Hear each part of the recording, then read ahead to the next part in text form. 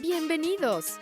Welcome to the Learn Spanish con Salsa podcast, the show for Spanish learners that love music, travel, and culture.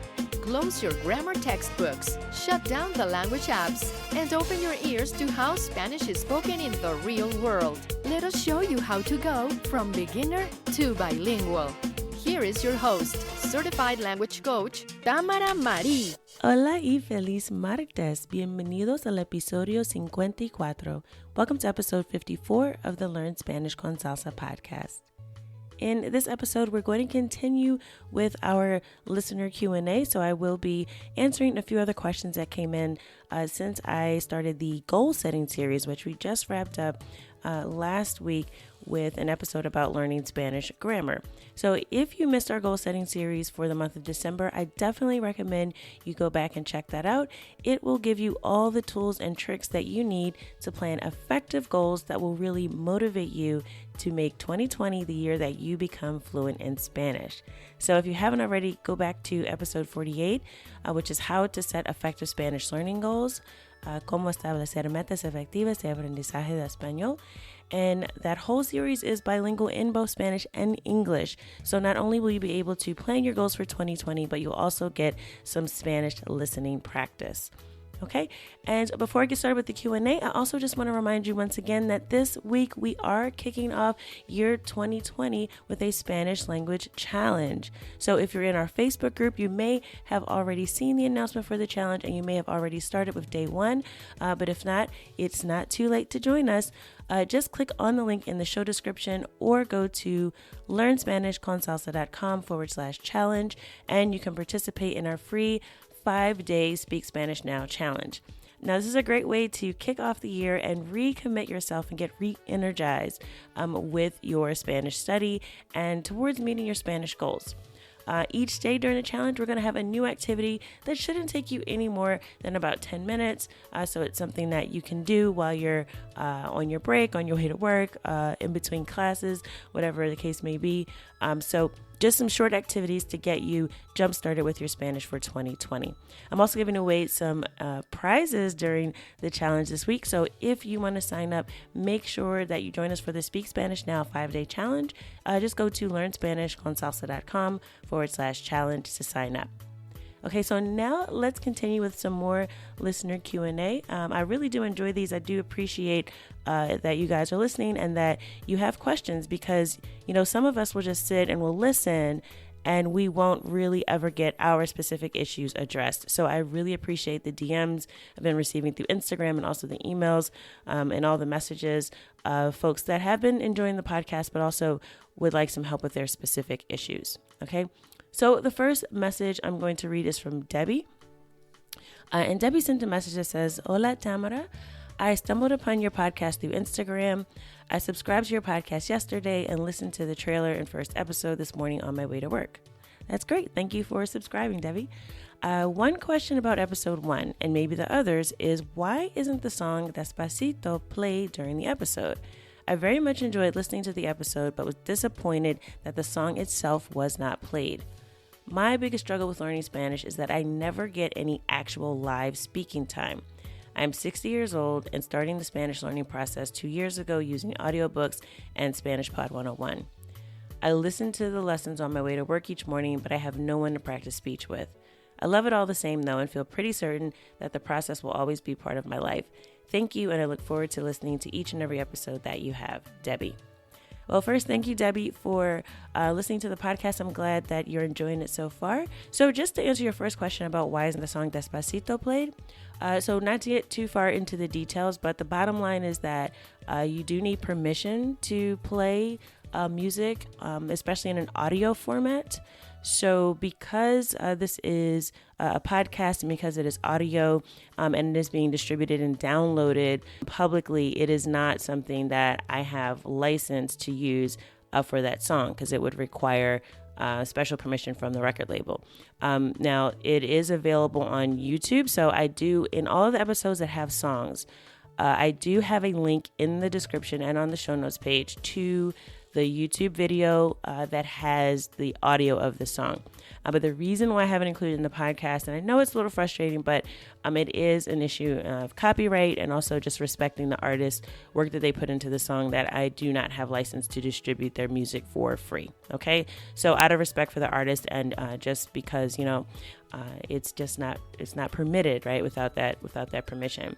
Now I am working on for the future episodes for 2020, maybe looking into changing that, but we'll see. It depends on the songs and the label and the artist. So I'll have to get specific permission for each song that I want to use within the episode. But once again, you always, if you go to the show notes page, right after you listen to the episode, you'll be able to play the song and also see the lyrics, because I do have license to use the song lyrics. So just a technicality, but that's why, unfortunately, you don't hear all the songs played during the podcast.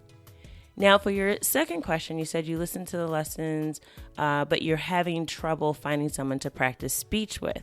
For that, I definitely suggest that you go back and listen to episode 5, which gives you 5 steps to get effective Spanish conversation practice for free.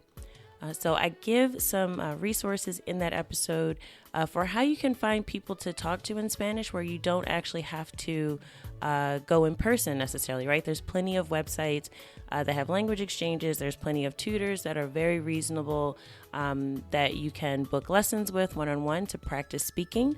Also in Spanish con Salsa, we have coaches available if you're interested in practicing speaking Spanish with a native speaker. So again, go back to episode 5, the 5 steps to get effective Spanish conversation practice for free. And you can find that at learnspanishconsalsa.com/5. As well, if you want to go check out that episode, Debbie, I think it'll give you some resources and some additional information on how you can get in some speaking practice. Because the truth is, as much as we listen, and listening is great, it's a great skill to build, but if you want to be fluent in Spanish, you have to actually practice speaking. So definitely go check out that episode and let me know what you think. And if you have any other questions after you listen, just send me a message. The next message I received is from Julie, and Julie says, I've been working on learning Spanish for years now. I have a fairly good vocabulary, but I cannot hear what people are saying very well due to the speed at which Spanish is spoken. And I find that most of the lessons I have taken have not taught me to think in Spanish. It's like I'm trying to run everything through a translator in my brain before I can respond, and by then I am so far behind the conversation that I'm lost. I definitely want to increase my fluency. I can make myself understood, but I feel like it's baby talk and I want to converse like an adult. She also said she subscribed to the podcast. Thank you, Julie, for subscribing. And I look forward to listening to all of them. Also, I'm living in the Dominican Republic, and I'm really looking forward to your tips on understanding Dominican Spanish. Thanks again, Julie. Okay, Julie. So first thing I want to say is, it does take time to train your ear to understand Spanish. I definitely understand what you mean, though. I've been through that phase where, in English, I know I can speak fluently, but at the time when I first started learning and first started speaking Spanish, I always felt like I was talking like a toddler, right? Like I felt like even a toddler could speak better than me, or like caveman speak, right?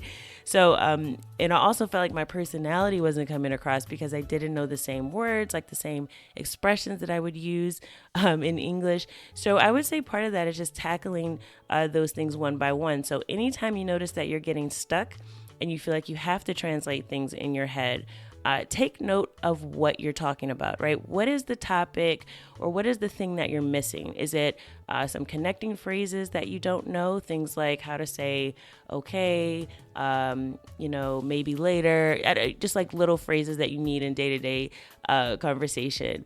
Is it a particular verb conjugation? Like, do you get tripped up when you're talking about the past tense? Or is it just a topic that you're not comfortable with talking about? So try to take note of when you find yourself stumbling, and then practice those things one by one. And if you feel like this happens all the time, then you can go through each different context. And I mentioned this in the last episode.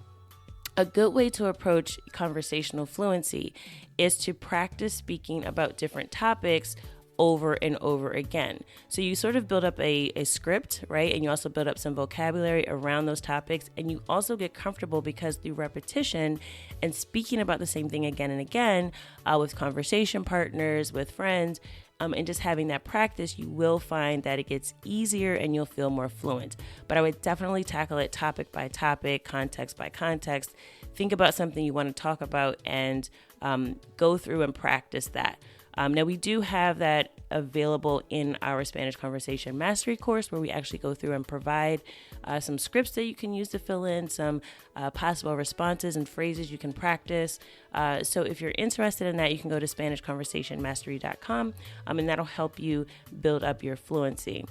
We also have a few episodes where we talk about training your ear to understand Spanish, because I know you mentioned here that you think people are speaking too quickly, which again is a very, very common issue. You are not alone. It's definitely something that gets Spanish learners tripped up. But I have already done several episodes on how to improve your listening comprehension. So you could go back to episode 51, which is part of our goal setting series that's in both Spanish and English. So in English, it's the shortcut to improve your listening comprehension. In Spanish, it's el atajo para mejorar tu comprensión auditiva. And listen to that, and that'll give you some tips on how to set some specific targeted goals to increase or improve your listening comprehension in Spanish. So you can also go back to episode 33, which is why you can't understand the fast pace of spoken Spanish. So again, if you check out that episode, it'll give you some tips on, why is it that Spanish sounds too fast, and also what you can do to begin to correct the issue. Okay, so hopefully those episodes will help you out.